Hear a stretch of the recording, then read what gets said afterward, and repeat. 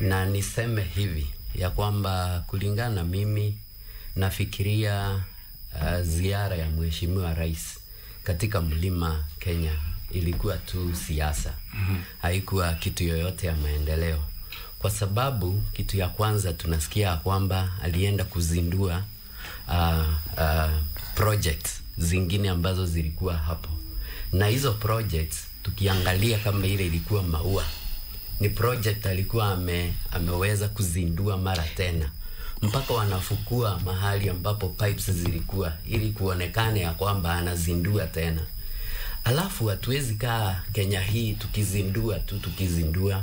Saa hii tuko mwaka wa pili, na tukiwa mwaka wa pili ama miaka 2 imeisha ama 3, ni kumaanisha ya kwamba president saa hii anafaa kutuambia mwaka wa kwanza nimefanya hili, mwaka wa pili nimefanya hili, mwaka wa 3 ninaendelea kufanya hili. Lakini nakaa ni kama tu bado tunazindua. Tutaendelea kuzindua mpaka saa ngapi? Na aswa tamu yake ya kwanza ni kama inaisha. Kwa hivyo hiyo ni kitu ya kwanza. Kitu ya pili, hauwezi niambia kwamba ilikuwa development tour kama wale watu ambao tunaona wakienda na wao wanapiga tu siasa.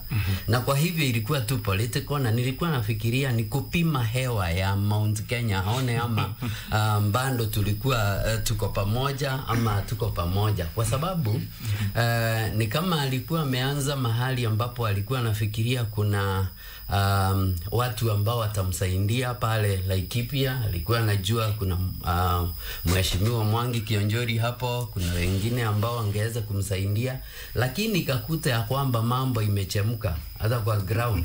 Na unajua akipima hewa ni vizuri yaangalie hivi, ajue ya kwamba vile tu tunaona yeye watu hawakumpigia kelele ama nini, na shukuru viongozi wetu sababu alituambia kwamba sisi kama watu wa Mlima Kenya ya kwamba tusipige makelele.